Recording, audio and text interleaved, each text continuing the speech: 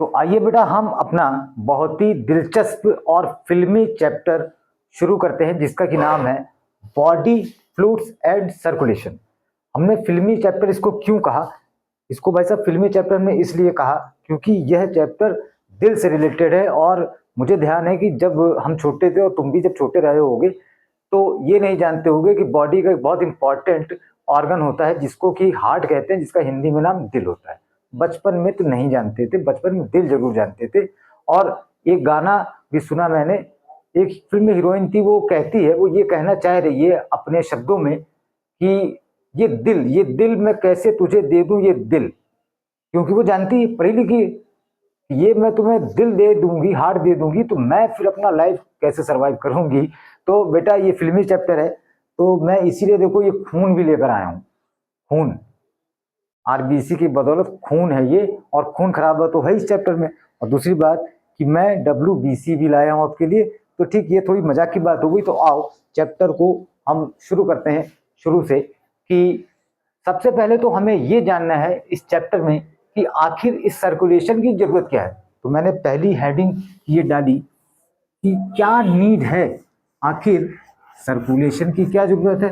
तो सर्कुलेशन की जरूरत इसलिए है कि हमने खूब खा लिया, हमने खूब चिकन खा लिया, हमें कहीं मटन दिखा, हमने मटन भी खा लिया, सब हम खाते जा रहे हैं। तो हमारा जो न्यूट्रिशन या डाइजेशन का चैप्टर है वो बताता है कि हम बायो माइक्रोमोलिक्यूल जो कि कार्बोहाइड्रेट, फैट्स और प्रोटीन है उनको लेते हैं अपनी एनर्जी प्रोडक्शन के लिए।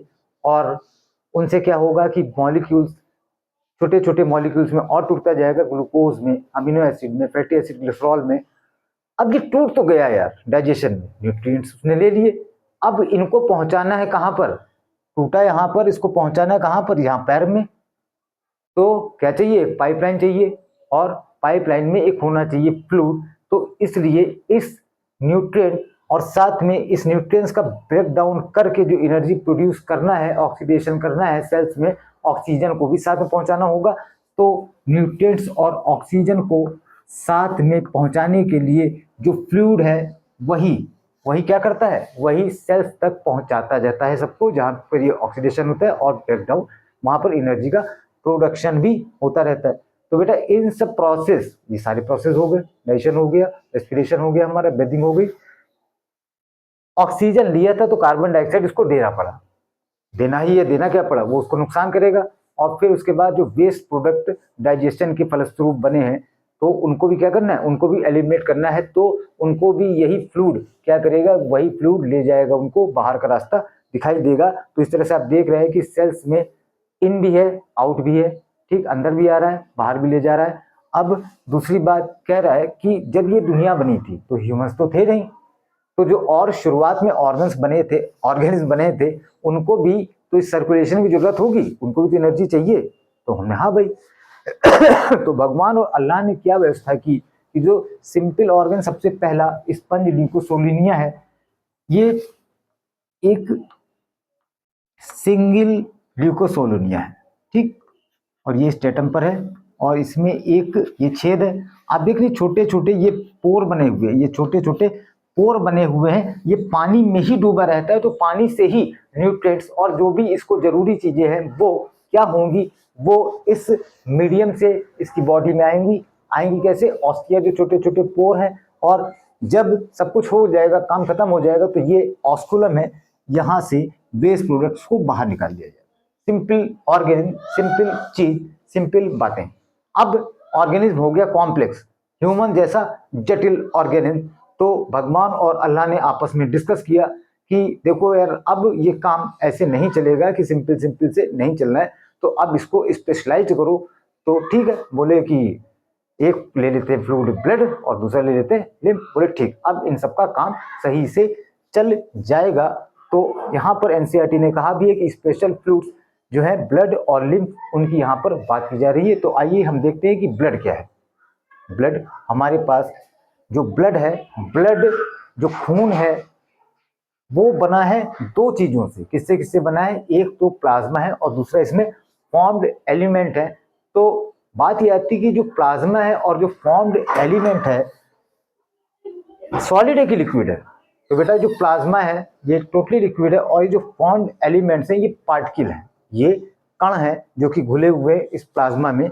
और ये जो फॉर्म्ड एलिमेंट्स हैं ये कौन कौन से हैं? आरबीसी हैं, red blood cell, WBC white blood cell, और नंबर 3 यहाँ पर प्लेटलेट्स भी होंगी जो कि इस फ्लूइड प्लाज्मा में घुली हुई है। तो बेटा आओ देखें कि ये किस तरह से, अब यहाँ पर हम पहले फॉर्म एलिमेंट को बता दे रहे फिर प्लाज्मा को बता दे रहे कि ये मान लो कि ये फ्लूइड है और ये प्लाज्मा है, और हमने दे भी रखा है। मेरा मेन काम है आपको समझाना। अब हमने कह भी रखा है कि प्लाज्मा जो होता है वो 55% होता है ब्लड का। ब्लड में दो है, प्लाज्मा है, दूसरा क्या फॉर्म एलिमेंट है। अब इस प्लाज्मा में घुली हुई क्या है? आरबीसी भी घुली है और डब्ल्यूबीसी भी घुली है। ये मैंने इसमें क्या किया, आरबीसी के पार्टिकल इसमें, मैंने डब्ल्यूबीसी के पार्टिकल इसमें डाल दिए। ठीक, तो ये कण हैं, ये इसमें तैरते रहेंगे। ठीक, इसमें तैरते रहेंगे। और दूसरी बात कि ये जो आरबीसी है वो भी क्या होगा, वो भी इसमें घुला हुआ रहेगा। देख रहे हो आप, ये भी इसमें घुला हुआ रहता है। इसी वजह से इनको बोलते हैं फॉर्म एलिमेंट्स, क्योंकि इनका कोई सर्टेन शेप भी होता है। ठीक, तो आगे हम बात कर रहे हैं आरबीसी और डब्ल्यूबीसी के बारे में भी। तो बेटा सबसे पहली बात बोलता है कि जो प्लाज्मा है, प्लाज्मा जो ब्लड का 55% पार्ट है वो कैसा होता है? वो होता है स्ट्रॉ कलर का और विस्कस होता है। स्ट्रॉ कलर आपने देखा होगा, आप पता ही है यार, फ्रूटी आप पी रहे हो वो देता है ना स्ट्रॉ उससे सक करते हैं, वही स्ट्रॉ कलर होता है। और विस्कस मतलब गाढ़ा, आप पानी पीते हो लाइट लगता है, वही आप जाते हो, ले लिया आपने स्लाइस ले लिया या फ्रूटी ले लिया तो वो आप देखते हो थोड़ा गाढ़ा है, वही चीज है विस्कस या विस्कोसिटी। और इसको फिजिक्स में आपने बहुत अच्छे से पढ़ा हुआ है। अब बात आ जाती है कि ये जो प्लाज्मा है इसमें भाई पानी कितना है? पानी इसमें 90 to 92% यहाँ पर पानी होगा। और आप यहाँ पर एक वर्ड पर भी ध्यान दो, प्लाज्मा वर्ड है, और पहले हम पढ़ चुके हैं साइटोप्लाज्म और न्यूक्लियोप्लाज्म, तो उनमें भी आप देखते थे कि प्लाज्म वर्ड जैसे जुड़ा तो इसका मतलब वाटर का कंटेंट काफी ज्यादा हो जाएगा यहाँ पर। ठीक, अब बात कर रहे हैं कि सिर्फ पानी ही नहीं है, यहाँ पर सिर्फ पानी नहीं, 6 to 8% बहुत ही इंपॉर्टेंट प्रोटीन भी इनमें अवेलेबल है, जो कि सबसे पहला यहाँ पर होगा फाइब्रिनोजन। पहला यहाँ पर है फाइब्रिनोजन। और ये फाइब्रोजन भाई साहब क्या काम करता है? इस फाइब्रोजन का बहुत इंपॉर्टेंट काम है। मान लो आप में से कुछ लोग बहुत लड़ाकू टाइप के हैं, खतरनाक फाइटर नहीं होते, मैं नहीं हूं, और खूब लड़ाई हुई, किसी ने तुम्हें चाकू मार दिया, बहुत भयानक नहीं लगा लेकिन कट गया, मजे का कट गया, तो तुमको लगा हाय भगवान, हाय अल्लाह, ये क्या हो गया, सारा खून तो बह जाएगा। तभी फाइब्रोजन आया सामने, बोला अरे भाई पिंटू जी तुम परेशान ना हो, मैं फाइब्रोजन आपकी बॉडी में मौजूद हूँ, जो कि आपकी इस चोट पर क्या करूंगा, एक क्लॉट बना दूंगा, एक थक्का बना दूंगा, क्लॉटिंग कर दूंगा, परेशान ना हो, ठीक हो जाओ। ठीक, दूसरा यहाँ पर ग्लोबुलिन है, ये क्या करता है? ये डिफेंस के लिए है, बॉडी में है, जाल वगैरह कुछ नहीं बनाता है, ये लड़ाई करता है। बाहर जो बैक्टीरिया आ रहे हैं, बाहर जो फॉरेन पार्टिकल आ रहे हैं, बाहर जो गंदगी आ रही है उससे लड़ाई करता है। वही कहानी, चाकू लगा हुआ है, फाइब्रिनोजन ने तुम्हें तसल्ली दी, चिंता ना करो, जाल बना दे रहे हैं, क्लॉट कर दे रहे हैं। ग्लोबुलिन ने कहा आप मेरा भी भरोसा करिए, मैं क्या करूंगा, मैं लड़ाई करूंगा, ये जितने आपके बैक्टीरिया अटैक कर रहे हैं, जितने आपके क्या कर रहे हैं, जितने भी फॉरेन पार्टिकल्स हैं, जो गंदगी है, मैं सबसे लड़ाई करूंगा, आप सर चिंता मत करिए। ठीक, फिर नंबर तीसरी प्रोटीन हमारे पास एल्बुमिन है, जो कि ऑस्मोटिक रिलेशन, पानी वाले जो ऑस्मोसिस वगैरह इन सब चीजों का लेन देन, उनमें इस एल्बुमिन का रोल होता है। और यहाँ पर बेटा आयंस भी हैं, प्लस साथ में कुछ न्यूट्रिएंट्स भी होते हैं। ठीक, आयंस भाई कौन कौन से हैं? आयंस इसमें हम जगह नहीं यहाँ लिख दे रहे हैं, आयंस हैं इसमें, सोडियम है, ठीक, कैल्शियम होगा और आपका मैग्नीशियम होगा। इसके अलावा जो हमारे पास निगेटिव आयंस हैं उनमें हमारे पास क्लोराइड है, और साथ में बाइकार्बोनेट भी यहाँ पर प्रेजेंट होगा। यहाँ पर क्लोराइड भी होगा और बाइकार्बोनेट भी यहाँ पर आयंस प्रेजेंट होंगे। इसके अलावा ये बोलते हैं कि यहाँ पर कुछ न्यूट्रिएंट्स सीधे समझ लो, न्यूट्रिएंट्स का मतलब है ग्लूकोज हो गया, अमीनो एसिड है, फैट है, ये भी यहाँ मौजूद होते हैं, लेकिन उसको बोलते हैं कि वो ट्रांजिट अमाउंट में। तो ये जो ट्रांजिट अमाउंट है ट्रांजिट अमाउंट का मतलब यहाँ पर है कि ये वेरिएबल या फ्लेक्सिबल अमाउंट में होते हैं कि बढ़ भी सकते हैं, घट भी सकते हैं, ऐसा कुछ भी हो सकता है कभी भी। मान लो तुमने खाना खाया भी, ठीक, तो खाना खाओगे तो थोड़ी देर बाद ग्लूकोज का लेवल बढ़ सकता है, ठीक। तो इस तरह से ये इंक्रीज डिक्रीज होते रहते हैं। अब हम आते हैं यहाँ पर हमारे जो फॉर्म एलिमेंट है, हम इनकी बात कर चुके हैं पहले कि जो फॉर्म एलिमेंट है ये क्या होते हैं। ये इस प्लाज्मा जो फ्लूइड है इसमें घुले हुए पार्टिकल्स से होते हैं, इनका अपना एक सर्टेन शेप होता है। तो पहला हमारे पास यहाँ पर फॉर्म एलिमेंट है आरबीसी, जिसको कि हम बोलते हैं रेड ब्लड सेल। और इसकी वजह से जो फ्लूइड है पूरा वो लाल कलर का दिखता है। रीजन क्या है, क्योंकि ये इतने ज्यादा अमाउंट में है, इसीलिए इनको बोला गया दे आर मोस्ट अबंडेंट। ये इस फ्लूइड में इतने ज्यादा अमाउंट में 5 to 5.5 मिलियन पर mm cube of blood, 50 lakh से 55 लाख तक ये पार्टिकल मौजूद होते हैं। तो जब इनकी ही सबसे बड़ी संख्या है, जनसंख्या है, और ये रेड कलर के होते भी हैं, तो पूरा का पूरा फ्लूइड ब्लड दिखता है लाल कलर का। फिर ये कहते हैं कि ये कहाँ बनेंगे, ये बनते हैं बोन मैरो में। बोन मैरो बेटा क्या होगा, बोन मैरो ये देखो, ये जो बोन मैरो है ये हड्डी जो है, लंबी हड्डी में कौन कौन सी, जैसे हो गई हमारी फीमर को हम बोलते हैं largest longest bone of the body. Humerus में भी हो जाएगा, रेडियो अल्ना में भी हो जाएगा। तो जो बॉडी की लंबी हड्डियां हैं उनमें क्या होता है, रेड बोन मैरो से आरबीसी का प्रोडक्शन होगा। ये यहीं पर होता है जगह, और यहीं से आरबीसी का प्रोडक्शन होगा, ठीक। तो अब अगली बात ये कह रहा है कि डिवाइड ऑफ न्यूक्लियस, कहता है कि ये जो हमारे पास आरबीसी है इनमें न्यूक्लियस नहीं है।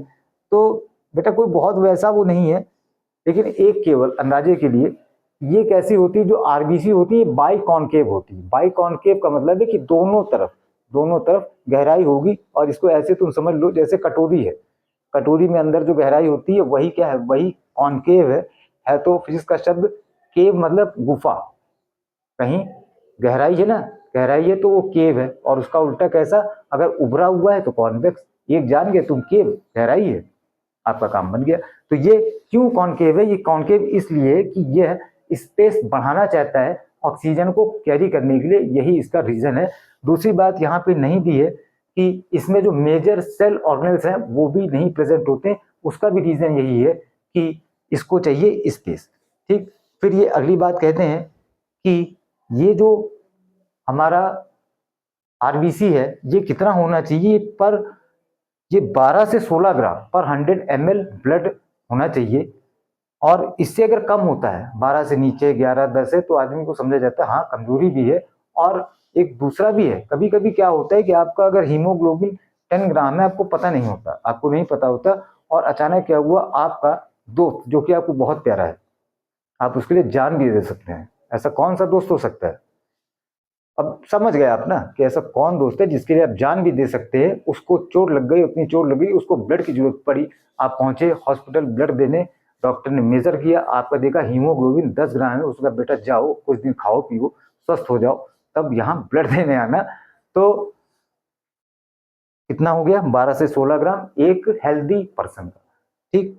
और इनकी जो लाइफ स्पैन है, आरबीसी का जो वर्किंग पीरियड है, जैसे सभी की जिंदगी का एक पीरियड है, जैसे हमारी लाइफ, मैं जीऊंगा कम से कम 10,000 साल जीऊंगा, जीना तो चाहता हूँ।